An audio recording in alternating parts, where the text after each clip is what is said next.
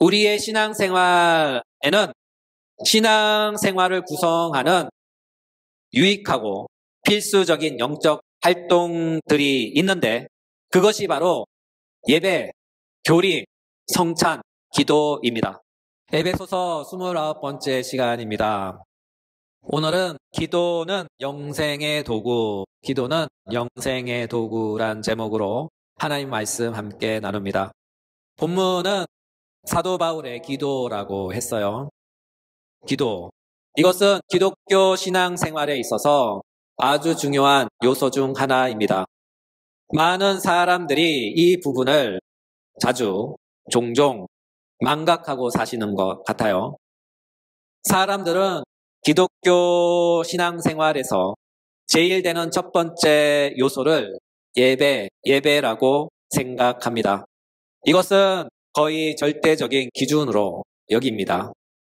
이와 같은 이유로 종종 예배의 유무를 따라 참 신앙인과 거짓 신앙인으로 판단하기도 합니다. 여러분, 이것은 맞는 말이지만 참은 아닌 듯 합니다. 왜냐하면 예배가 신앙의 종합적인 면을 다소 포함하고 있긴 하지만 그럼에도 불구하고 예배는 신앙생활의 한 부분이기 때문이죠. 달리 표현하면 예배가 모든 신앙의 내용을 대리하는 것은 아니다. 예배가 모든 신앙의 내용을 대리하는 것은 아니다. 예배는 신앙생활의 한 부분입니다.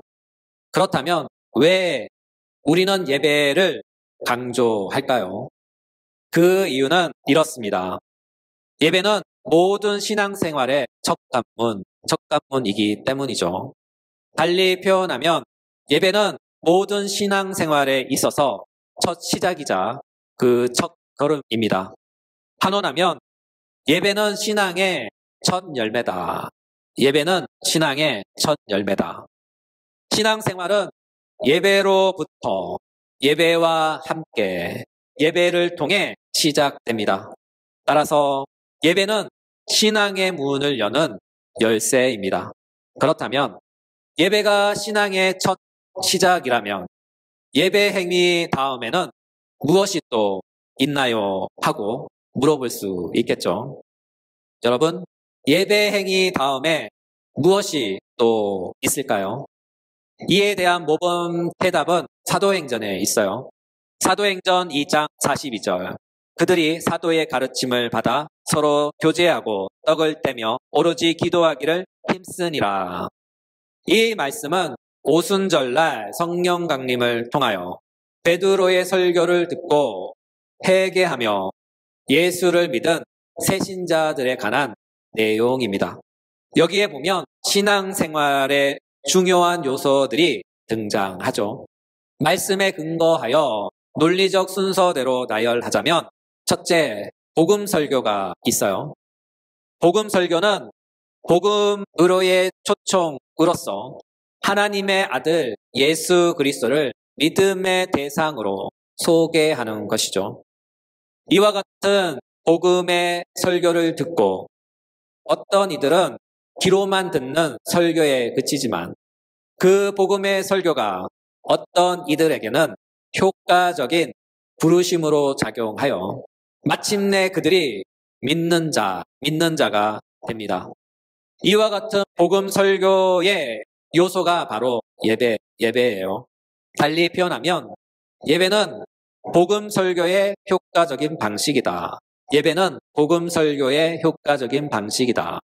그럼 예배는 신앙생활의 첫 열매이자 신앙생활을 구성하는 한 부분입니다.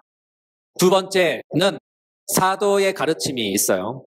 복음 설교를 통해 효과적인 부르심을 받은 자들, 곧 믿음에 있어 새 신자들은 영적으로 갓 태어난 갓난아기 같아서 영적 유모와 같은 하나님의 사역자들로부터 지속적인 관심과 돌봄을 받아야 합니다. 그 첫 번째 돌봄이 바로 예배이며 그 두 번째 돌봄이 바로 가르침이죠. 여기서 가르침은 단순히 성경의 가르침이 아니라 교리적 가르침입니다.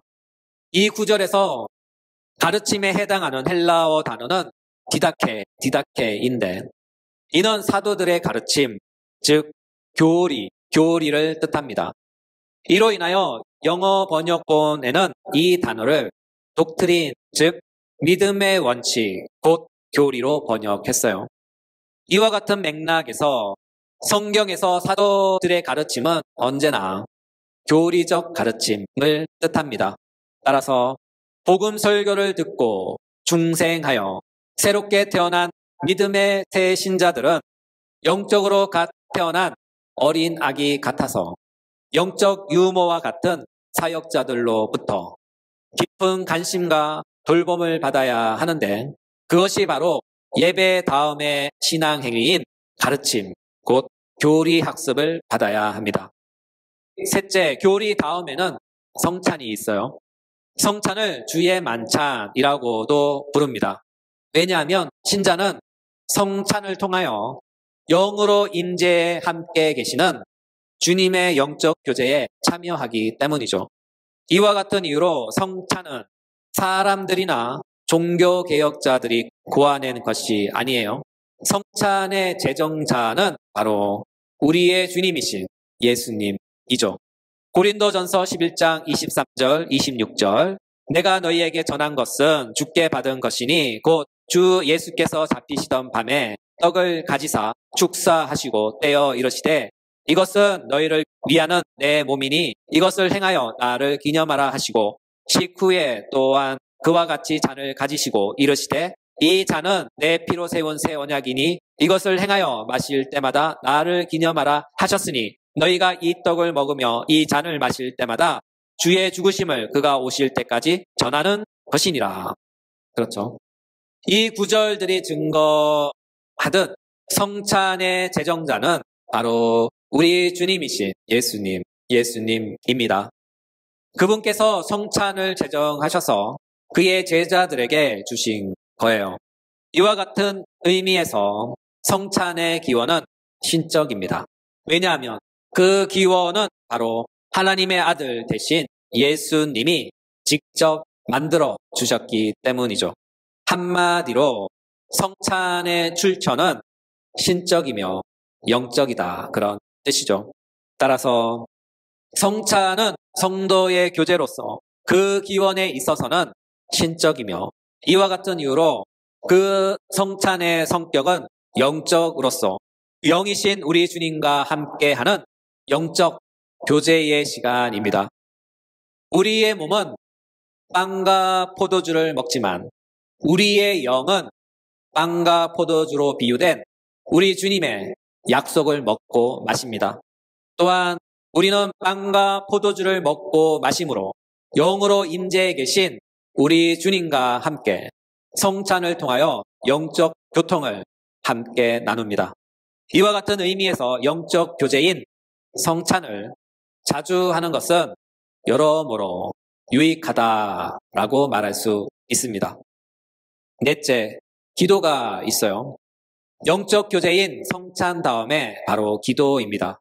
따라서 기도는 은혜의 순서를 따라 신앙의 순서에서 네 번째 자리를 차지합니다. 이를 정리하면 신앙생활 안에는 은혜의 질서가 있는데 그 첫 번째 자리는 복음 전도를 품은 예배이며 두 번째 자리는 교리 공부이며 세 번째 자리는 성도의 교제인 성찬이며 네 번째 자리가 바로 기도입니다. 이것을 통해 유추해 볼 수 있는 사실은 우리의 신앙생활에는 신앙생활을 구성하는 유익하고 필수적인 영적 활동들이 있는데 그것이 바로 예배, 교리, 성찬, 기도입니다. 이것은 우리의 신앙생활을 영적으로 강건하게 만드는 영적 균형이며 우리의 신앙생활을 더욱 기름지고 윤택하게 만드는 영적 도구들입니다. 우리 몸도 생활도 균형이 무너지면 건강하지 못하죠. 이와 동일하게 우리의 영적 신앙 생활도 원리적으로 볼 때 이와 같습니다. 예배와 교리와 성찬과 기도가 균등하게 골고루 균형 잡혀야 건강한 신앙이라고 말할 수 있어요.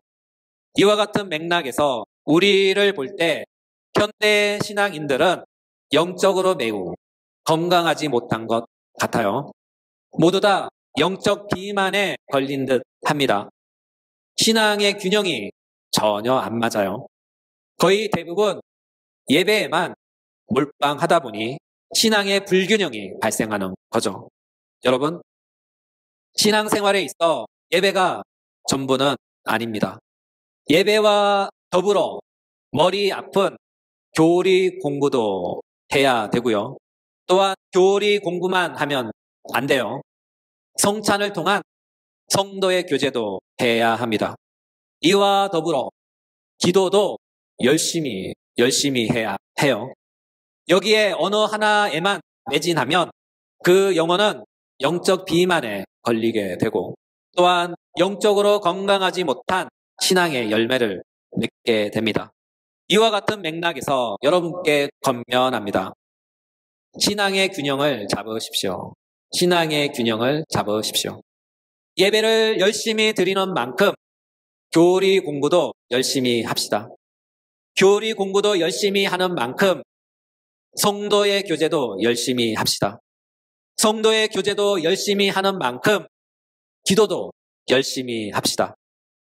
예배와 교리와 교제와 기도에 쏟는 우리의 시간과 정성이 모두 동일하도록 우리는 영적 균형을 위해 노력해야 합니다. 영적 비만에 걸리지 않도록 조심해야 합니다. 그러므로 신앙에는 예배와 교리와 교제와 기도 이 모두를 다 포함합니다. 이와 같은 이유로 신앙생활의 한 요소에만 집중하며 모든 시간을 쓰는 것은 옳지 않습니다. 서론이 길었지만 여튼 기도 또한 신앙을 구성하는 요소 가운데 꼭 필요한 요소라는 것을 강조하고 싶어서 서론을 길게 했습니다.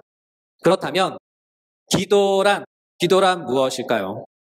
어떤 일은 이렇게 말씀하셨어요. 기도는 영혼의 가장 고상한 활동이다. 기도는 영혼의 가장 고상한 활동이다. 참 고상한 말씀이죠. 기도가 어떻게 영혼의 고상한 활동이라고 감히 말할 수 있을까요? 그 이유는 이렇습니다. 예배의 꽃이라 할 수 있는 설교는 기도에 비한다면 단순한 일입니다. 설교는 사람을 향하여 서고 사람을 향해 말씀합니다. 그러나 기도는 다릅니다. 왜냐하면 기도는 하나님을 향하여 서고 하나님을 향해 말하는 것이기 때문이죠. 달리 표현하면 설교는 사람을 향하여 말하지만 기도는 하나님을 향하여 말합니다. 설교는 사람을 대면하는 것이지만 기도는 하나님을 대면하는 것이죠. 설교는 사람을 만나는 일이지만 기도는 하나님을 만나는 일입니다. 이와 같은 이유로 기도는 영혼의 가장 고상한 활동으로서 그리스도인의 심오한 영적 활동입니다. 우리는 기도를 통하여 하나님의 존전에 나아가고 우리는 기도를 통하여 하나님께 직접 아뢰입니다. 그러므로 기도는 하나님을 직접 만나는 행위입니다. 달리 표현하면 기도란 하나님과의 인격적인 만남이다. 기도는 하나님과의 인격적인 만남이다. 이와 같은 까닭에 우리 주님은 이런 말씀을 하셨어요. 요한복음 17장 3절. 영생은 곧 유일하신 참 하나님과 그가 보내신 자 예수 그리스도를 아는 것이니라. 이 구절에서 아는 것이란 단어를 주목해 보셔요. 이에 해당하는 헬라어는 기노스코신입니다. 이 단어는 계속해서 알아야 하는 것으로서 인격적이고 영적 친밀함을 뜻하는 단어예요. 따라서 이 단어가 의미하는 바는 영생이란 것은 하나님과의 인격적이고 영적인 친밀함을 지속적으로 유지해야 한다는 것을 뜻하는 거죠. 그렇다면 우리는 이쯤에서 이런 질문을 할 수 있겠죠. 어떻게요? 어떻게 하나님과 인격적이고 영적인 친밀함을 가질 수 있나요? 정답은 기도입니다. 하나님과 인격적이고 영적인 친밀함을 갖는 유일한 방식은 바로 기도밖에 없어요. 이쯤 되면 어떤 이는 말합니다. 예배는 안 됩니까? 예배는 안 되나요? 네, 예배도 돼요. 됩니다. 그러나 예배는 그 성격상 공적인 거죠. 이 말은 개별적인 만남이 아닌 공적인 만남이죠. 쉽게 표현하면 이런 것입니다. 예배를 드리면서 내 개인적인 바램, 내가 겪고 있는 고통을 하나님께 직접 아뢰 수만 있다면, 그렇다면 그런 측면에서 보면 예배도 하나님과의 인격적이며 친밀한 만남이 될 수 있겠죠. 그러나 현실은 그런 용기 있는 분이 몇 분이나 될까요? 또한 함께 여럿이서 예배를 드리는 도중에 큰 소리로 또는 작은 소리로 하나님께 기도해 보셔요. 과연 어떤 일들이 벌어질까요? 아마 예배가 예배답지 못하겠죠. 함께 예배하는 다른 분들에게 불편함을 제공함과 동시에 그분들의 예배를 방해하는 것이 되겠죠. 한 실례로 저의 예를 들어보겠습니다. 대전에서 사역할 때의 이야기입니다. 11시 예배에 담임 목사님의 설교를 듣는데 그때 담임 목사님의 설교가 얼마나 은혜로운지 그 설교의 은혜를 받아서 은혜에 바쳐서 너무나 하나님께 감사하며 예배 도중에 그만 두 눈을 감고 하나님께 감사의 기도를 드린 적이 있습니다. 하나님, 나 같은 비천한 존재를 사랑하사 전도사로 사용해 주심을 감사합니다. 이렇게 한참 기도를 드렸어요. 그리고 그날 모든 사역을 마치고 가려는데 담임 목사님께서 당회실로 저를 호출하셨어요. 저는 무슨 일인가 하고 당회실로 갔죠. 갔더니 담임 목사님께서 매우 화가 많이 나 계셨어요. 그 이유인즉 담임 목사가 설교하는데 젊은 전도사가 두 눈을 감고 잠을 자냐? 그것도 예배 시간에? 라며 얼마나 역정을 내시는지 변명할 틈도 없이 혼났어요. 그래요. 나는 설교의 은혜를 받아서 기도했지만 강단에서 담임 목사님이 보실 때 내가 기도를 하는지 은혜를 받았는지 어떻게 알겠습니까? 그냥 눈 감고 있으니 저놈이 자네? 감히 담임 목사가 설교하는데 새파랗게 젊은 전도사가 잠을 자? 이렇게 생각하고 자는 것으로 충분히 오해할 수 있는 것이죠. 다 이해합니다. 이해해요. 저라도 충분히 그렇게 보고 오해했을 거예요. 여튼 그날 담임 목사님을 통해 받은 은혜, 그날 담임 목사님을 통해 상처받고 다 날렸던 기억이 납니다. 이것은 한 실례이긴 하지만 그래도 적절한 비유라고 생각합니다. 예배라는 것이 그래요. 예배라는 것은 공적인 자리이기 때문에 하나님과의 개인적, 영적 친밀함을 갖기에는 다소 아쉬운 자리이죠. 반면에 기도는 하나님과의 인격적 만남, 영적인 친밀함을 갖기에는 아주 적절하고 유용한 영적 도구입니다. 이와 같은 맥락에서 우리 주님은 기도에 관하여 이렇게 말씀하셨어요. 마태복음 6장 6절. 너는 기도할 때에 내 골방에 들어가 문을 닫고 은밀한 중에 계신 내 아버지께 기도하라. 은밀한 중에 보시는 내 아버지께서 갚으시리라. 또한 우리 주님도 따로 기도의 시간을 가지셨어요. 마태복음 14장 23절. 무리를 보내신 후에 기도하러 따로 산에 올라가시니라. 그렇죠. 우리 주님께서 말씀하셨고 직접 보여주신 기도의 모범은 따로 기도의 시간을 갖고 혼자 기도하셨고 특정한 장소에서 기도하셨어요. 달리 표현하면 기도의 시간을 정하고 혼자서 내가 정한 한 장소에서 기도하는 것이죠. 그것이 교회당이 되었던 푸른 숲이 우거진 산속이 되었던 아니면 특별히 지정한 골방이 되었든지 그것은 중요하지 않아요. 중요한 것은 내가 기도의 시간을 정했다는 것이고 혼자서 기도의 한 장소에서 기도했다는 것입니다. 이와 같은 기도는 하나님과의 인격적인 만남이며 이와 같은 기도는 하나님과의 영적인 친밀한 만남을 갖습니다. 물론 어떤 집회에 가서 부르짖으며 통성 기도할 수도 있죠. 그러나 대개의 경우 그런 집회는 대중적이고 민족적입니다. 어떤 특정한 목적을 위해 모였고 그 목적을 위해 함께 기도하는 것이죠. 물론 그것도 필요해요. 그러나 요한복음에 비추어 볼 때 그것은 영생에 관한 가르침, 곧 아는 것과 거리가 좀 멀어 보입니다.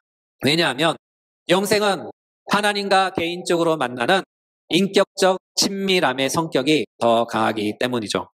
달리 표현하면 우리는 여럿이 함께하는 공적인 만남도 필요하지만 개인을 더 잘 알고 깊은 만남을 갖는 개인적인 만남도 필요합니다. 특히 하나님과 나의 개별적인 만남, 특별한 만남, 인격적인 만남의 시간이 꼭 필요한 것이죠. 이와 같은 효과적인 은혜의 도구가 바로 기도입니다. 따라서 우리는 기도를 통하여 영생 곧 하나님과의 인격적인 만남, 영적인 친밀함을 가질 수 있습니다. 이를 볼 때 기도는 영생의 도구입니다. 오늘의 말씀을 마무리합니다. 우리는 본문을 통하여 사도 바울의 기도에 관하여 살펴보고 있어요. 그리스도인에게 있어서 기도는 선택이 아니라 필수사항입니다. 왜냐하면 기도는 영생의 도구이기 때문이죠. 이와 같은 맥락에서 우리의 주님도 이 땅에 계실 때 하나님께 기도하셨고 우리의 모범 대신 사도 바울도 늘 하나님께 기도하셨죠. 따라서 오늘의 본문을 비추어 볼 때 그리스도인들은 누구인가 묻는다면 그리스도인들은 바로 기도의 사람들이며 기도의 사람들은 곧 영생의 사람들입니다. 그러므로 내가 믿는 자다, 내가 그리스도인이다, 내가 기독교인이다 라고 생각이 된다면 기도하는 것을 멈추지 마십시오. 기도에 게으르지 마십시오. 기도에 열심을 가지시길 주 예수 그리스도 이름으로 부탁합니다. 마지막으로 성경 말씀 읽고 모든 설교를 마치도록 합니다. 우리 주님의 말씀입니다. 마태복음 11장 25절 26절 천지의 주제이신 아버지여 이것을 지혜롭고 슬기 있는 자들에게 숨기시고 어린 아이들에게는 나타내심을 감사하나이다. 옳소이다. 이렇게 된 것이 아버지의 뜻이니이다. 아멘.